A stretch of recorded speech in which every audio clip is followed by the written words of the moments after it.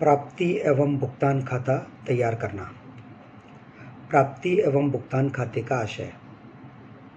प्राप्ति एवं भुगतान खाता नकद तथा बैंक लेन देन के विभिन्न शीर्षकों का सारांश है। विलियम पिकिल्स के अनुसार प्राप्ति एवं भुगतान खाता एक अवधि के रोकड़ बही के मध्य नकद एवं बैंक लेन देनों के सार मात्र से अधिक कुछ भी नहीं है, जो कि उपयुक्त शीर्षकों में विश्लेषित एवं वर्गीकृत करता है। यह खाते का एक ऐसा प्रारूप है जिसका प्रयोग अधिकांश समितियों, क्लबों, संघों आदि के कोषाध्यक्षों द्वारा वर्ष के कार्य संचालन के परिणामों को प्रस्तुत करने हेतु किया जाता है। प्राप्ति एवं भुगतान खाता एक संपत्ति खाता या वास्तविक खाता है। प्राप्ति एवं भुगतान खाता रोकड़ पद्धति पर तैयार किया जाता है।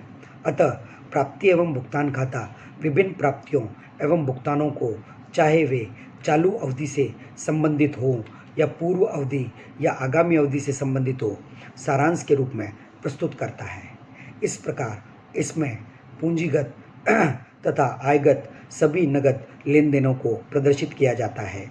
इस खाते के बाएं भाग में प्राप्तियों को दिखाया जाता है, जबकि भुगतानों को दाएं भाग में प्रदर्शित किया जाता है। यह खाता प्रारंभिक रोकड़ शेष एवं प्रारंभिक बैंक शेष से प्रारंभ होता है। अंतिम रोकड़ शेष व अंतिम बैंक शेष क्रेडिट भाग में बंद होता है। बैंक अधिविकर्ष की दशा में बैंक के प्रारंभिक तथा अंतिम शेष विपरीत पक्ष में दिखाए जाएंगे। सारांश रूप में रोकड़ बही तथा प्राप्ति एवं भुगतान खाते में समानता होती है, परंतु इन दोनों में कुछ अंतर भी है। अंतर को हम इन आधारों पर समझ सकते हैं। नंबर 1, तिथि, डेट। प्राप्ति एवं भुगतान खाते में तिथिवार प्रविष्टियां स्पष्ट नहीं की जाती है, जबकि रोकड़ बही में सभी प्रविष्टियां तिथिवार स्पष्ट की जाती है। नंबर 2, प्रविष्टियां। प्रविष्टियां सारांशित रूप में की जाती है प्राप्ति एवं भुगतान खाते में, जबकि प्रविष्टियां क्रमवार की जाती है रोकड़ बही में। नंबर 3, अवधि, पीरियड। प्राप्ति एवं भुगतान खाता लेखांकन वर्ष के अंत में तैयार किया जाता है, जबकि रोकड़ बही दैनिक आधार पर रखी जाती है। नेक्स्ट, संस्थाएं या संगठन जो इसको मेंटेन करते हैं। प्राप्ति एवं भुगतान खाता गैर लाभ वाले संगठनों द्वारा तैयार किया जाता है, जबकि रोकड़ बही प्राय लाभ एवं गैर लाभ अर्जन करने वाले सभी संगठनों द्वारा नियमित रूप से तैयार किया जाता है। लेजर फोलियो, खाता पृष्ठ संख्या। प्राप्ति एवं भुगतान खाते में कोई भी प्रकार का खाता पृष्ठ संख्या के लिए खाना या कॉलम नहीं होता है, जबकि रोकड़ बही में खाता बही पृष्ठ संख्या के लिए अलग से खाना बनाया जाता है। पक्ष। प्राप्ति एवं भुगतान खाते में बायां पक्ष प्राप्ति भाग और दायां पक्ष भुगतान भाग होता है, जबकि रोकड़ बही में बाएं भाग को डेबिट और दाएं भाग को क्रेडिट कहा जाता है। प्राप्ति एवं भुगतान खाते की मुख्य विशेषताएं हैं। Main characteristics of receipts and payment account. Number 1, यह रोकड़ पुस्तक की तरह है। नंबर 2, इसमें सभी प्रकार की प्राप्तियां, चाहे वे आयगत हो या पूंजीगत, डेबिट पक्ष में दिखाई जाती है। नंबर 3, सभी भुगतानों को, चाहे वे आयगत हो या पूंजीगत, क्रेडिट पक्ष में दिखाए जाते हैं। नंबर 4, इसमें गैर रोकड़ मदें जैसे हास, उपार्जित आय एवं अदत्त व्यय नहीं लिखे जाते। नंबर 5, इस खाते के डेबिट पक्ष में सर्वप्रथम आरंभ की रोकड़ का शेष, ओपनिंग बैलेंस ऑफ कैश, लिखा जाता है। लेखांकन अवधि के अंत में इस खाते का शेष निकाला जाता है, जिससे अंतिम रोकड़ शेष, क्लोजिंग कैश बैलेंस, ज्ञात होता है। इसे अंतिम हस्तस्थ रोकड़ भी कहा जाता है, कैश इन हैंड भी कहा जाता है। नंबर 7, इस खाते में चालू वर्ष में प्राप्त नगद एवं भुगतान की सभी राशियों को लिखा जाता है, चाहे वे चालू वर्ष से संबंधित हो या पिछले वर्ष से संबंधित हो या अगले वर्ष से संबंधित हो। इस बारे में विशेष ध्यान रखने योग्य बात यह है कि इसमें चालू वर्ष में नगद लेन देनों का लेखा करते हैं, चाहे वे पिछले वर्षों से संबंधित हो या चालू वर्ष से या आगामी वर्ष से। इसमें गैर रोकड़ मदों जैसे हास आदि का लेखा बिल्कुल नहीं किया जाता। इसमें उधार लेन देन, बकाया व्यय, उपार्जित आय, प्रीपेड एक्सपेंसेस, अनुपार्जित आय, अनअर्न इनकम आदि का लेखा भी नहीं किया जाएगा। इसमें वास्तविक कैश, एक्चुअल रोकड़ का लेखा किया जाता है। यह खाता रोकड़ का अंतिम शेष प्रकट करता है। प्राप्ति एवं भुगतान खाते की सीमाएं, limitations of receipt and payment account. प्राप्ति एवं भुगतान खाते की सीमाएं निम्नलिखित है। यह लेखांकन के रोकड़ आधार पर कैश बेसिस पर बनाया जाता है। इसमें गैर रोकड़ मदों जैसे हास, उपार्जित आय आदि को नहीं दिखाया जाता। यह लेखांकन वर्ष के आय एवं व्ययों से संबंध में सूचनाएं प्रदान नहीं करता। यह सिर्फ आय एवं व्ययों की नगद राशि जो प्राप्त हुई या भुगतान की गई है की ही सूचना प्रदान करता है। नेक्स्ट, इसमें संस्था की वित्तीय स्थिति का मूल्यांकन नहीं किया जा सकता क्योंकि यह सिर्फ नगद व्यवहारों का ही लेखा प्रस्तुत करता है, अन्य संपत्तियों दायित्वों को छोड़ देता है। नेक्स्ट, यह खाता लेखांकन वर्ष के अधिशेष या कमी, सरप्लस या डेफिसिट को प्रकट नहीं करता। नेक्स्ट, यह लेखांकन के उपार्जन आधार एक्रूअल बेसिस पर तैयार नहीं किया जाता है।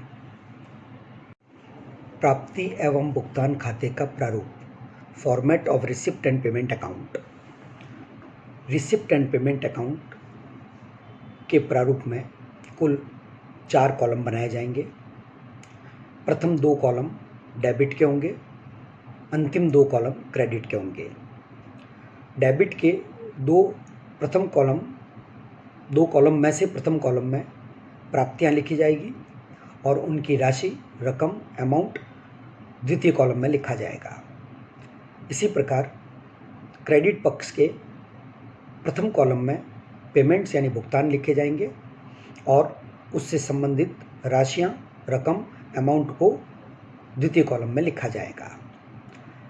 डेबिट पक्ष के प्रथम कॉलम में यानी रिसिप्ट साइड में प्राप्तियां जो लिखी जाएगी वो इस प्रकार है।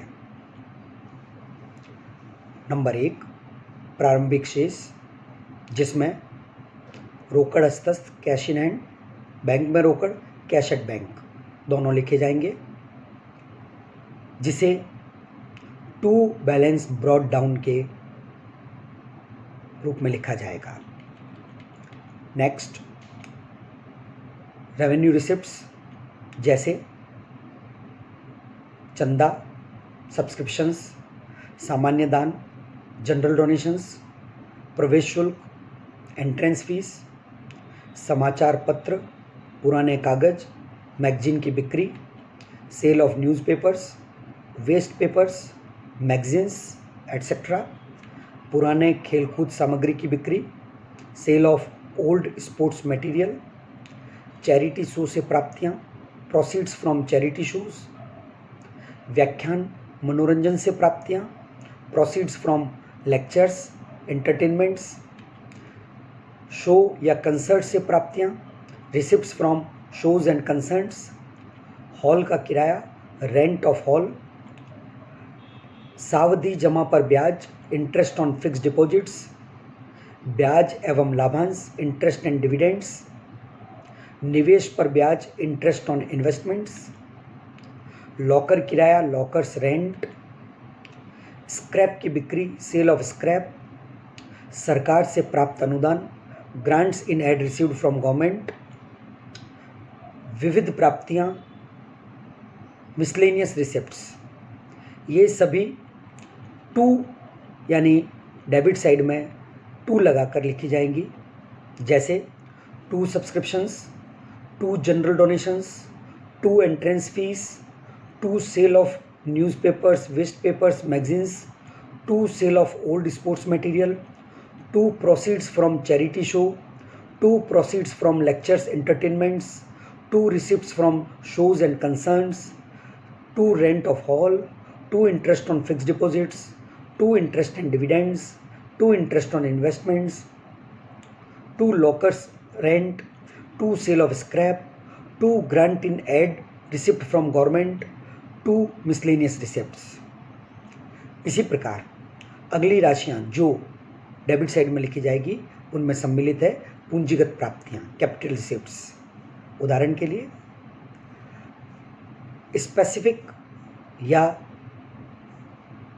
पर्टिकुलर पर्पज के लिए प्राप्त डोनेशन, विशिष्ट या विशिष्ट दान, लीगेसीज वसीयतें, आजीवन सदस्यता शुल्क, लाइफ मेंबरशिप फीस, स्थायी संपत्तियों की बिक्री, सेल ऑफ फिक्स्ड एसेट्स, विनियोग, निवेश का विक्रय, सेल ऑफ इन्वेस्टमेंट्स, समर्पित निधि, एंडोमेंट फंड, खेल कूद उपकरणों की बिक्री, सेल ऑफ स्पोर्ट्स इक्विपमेंट आदि।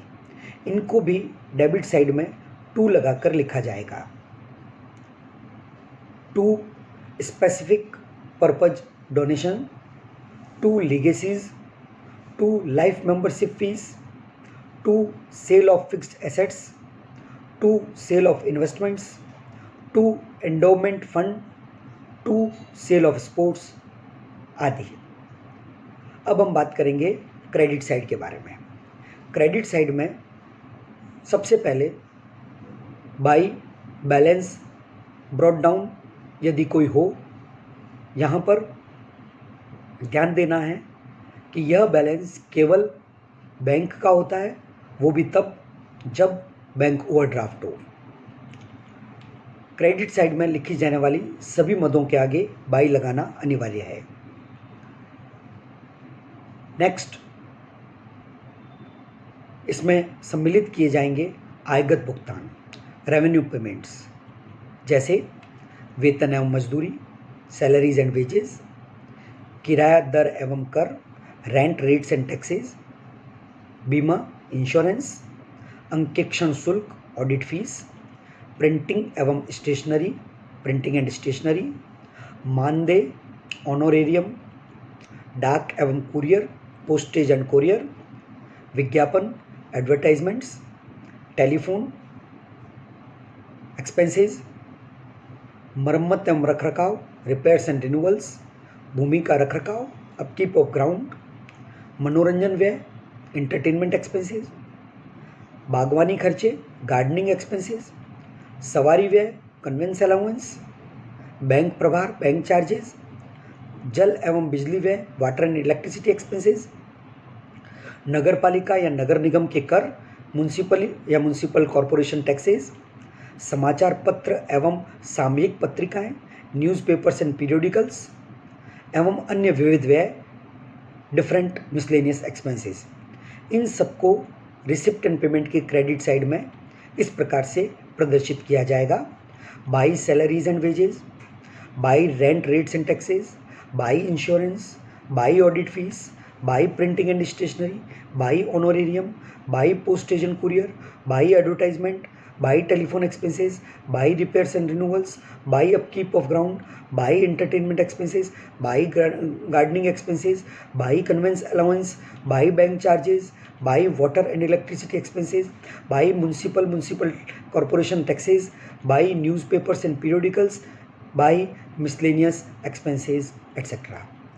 इसी प्रकार पूंजीगत भुगतान, कैपिटल पेमेंट्स, कैपिटल एक्सपेंडिचर भी इसी साइड में लिखे जाएंगे, जो इस प्रकार हो सकते हैं: परचेज ऑफ फिक्स्ड एसेट्स, जैसे फर्नीचर, भवन आदि, पुस्तकों का क्रय, परचेज ऑफ बुक्स, निवेश, इन्वेस्टमेंट्स, सावधि जमा, फिक्स्ड डिपॉजिट्स, पुरस्कार कोष विनियोग, प्राइज फंड इन्वेस्टमेंट्स आदि। इनको इस प्रकार लिखा जाएगा: by purchase of building, by purchase of furniture, या सीधा भी लिखा जा सकता है by furniture, by building, by purchase of books, by investments, by fixed deposits, by prize fund investments आदि। जब प्राप्ति खाता के प्रारंभिक शेष, डेबिट में सभी प्राप्तियों, क्रेडिट में सभी भुगतानों को लिखने के पश्चात वर्ष के अंत में इसका शेष निकाला जाएगा, और यह शेष इस प्रकार होगा: बाई बैलेंस सीडी, जिसमें कैश इन हैंड और कैश एट बैंक दोनों को लिखा जाएगा। यदि बैंक ओवरड्राफ्ट है तो उसे डेबिट साइड में to balance c d, bank overdraft या क्रेडिट बैलेंस ऑफ बैंक लिखकर इंगित किया जाएगा। यहाँ विशेष ध्यान देने योग्य बात है कि साधारणतया रिसिप्ट्स एंड पेमेंट अकाउंट के डेबिट पक्ष की राशियों का योग क्रेडिट पक्ष की राशियों के योग से अधिक होता है। अतः दोनों पक्षों के योग को बराबर करने के लिए बाई बैलेंस सीडी लिखकर अंतर की राशि ज्ञात कर दी जाती है, जिसमें प्राय कैश एट बैंक प्रश्न में उपलब्ध होता है या वास्तविक परिस्थितियों में उपलब्ध होता है, जो कि बैंक पासबुक से ज्ञात किया जा सकता है और अंतर की राशि को कैश इन हैंड के रूप में प्रदर्शित किया जाता है। यदि किसी कारणवश क्रेडिट पक्ष का योग अधिक हो जाए तो डेबिट पक्ष में टू बैलेंस CD लिखना पड़ेगा और वह बैंक ओवरड्राफ्ट होगा, जिसका मिलान बैंक पासबुक से किया जाएगा। कभी कभी इसमें भी अंतर आ जाता है, जिसके लिए बैंक रिकन्सिलिएशन स्टेटमेंट भी बनाना पड़ सकता है। अब हम बात करेंगे प्राप्ति एवं भुगतान खाता बनाने की प्रक्रिया, उसके विभिन्न चरण, प्रोसेस और steps of preparing receipt and payment account. Step number 1, प्रारंभिक रोकड़ तथा बैंकस्थ रोकड़, कैश इन हैंड और कैश एट बैंक को प्राप्ति भुगतान खाते के डेबिट भाग में लिखना है। यदि प्रारंभिक बैंक अधिविकर्ष है तो उसे क्रेडिट भाग में लिखना है। सभी प्राप्तियों की राशियां, चाहे वे पूंजीगत प्रकृति की हों या आयगत प्रकृति की हों या विशिष्ट प्रकृति की हों, इस खाते के डेबिट पक्ष में दिखाई जाएगी। प्राप्त की गई राशियां भूतकालीन, चालू अवधि या भविष्य की अवधि से संबंधित हो सकती है, इस बात का कोई फर्क नहीं पड़ेगा।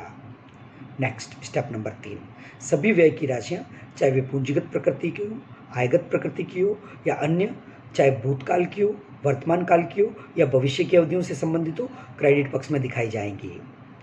नेक्स्ट, इस बात का विशेष ध्यान रखना है, जिसको हम स्टेप नंबर 4 के रूप में समझ रहे हैं। स्थायी संपत्ति पर ह्रास, अदत्त व्ययों या अदत्त भुगतानों तथा प्राप्य आयों या उपार्जित आयों से संबंधित किसी भी मद को इसमें दिखाया नहीं जाएगा, क्योंकि इसमें रोकड़ का अंतर प्रवाह इनफ्लो ऑफ कैश या रोकड़ का बाहरी प्रवाह आउटफ्लो ऑफ कैश नहीं होता है।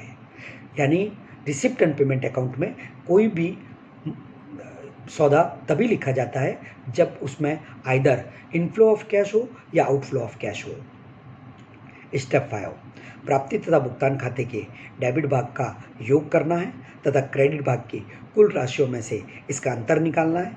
अंतर की क्रेडिट राशि को क्रेडिट भाग में अंतिम रोकड़ या अंतिम बैंक शेष के रूप में प्रदर्शित करना है।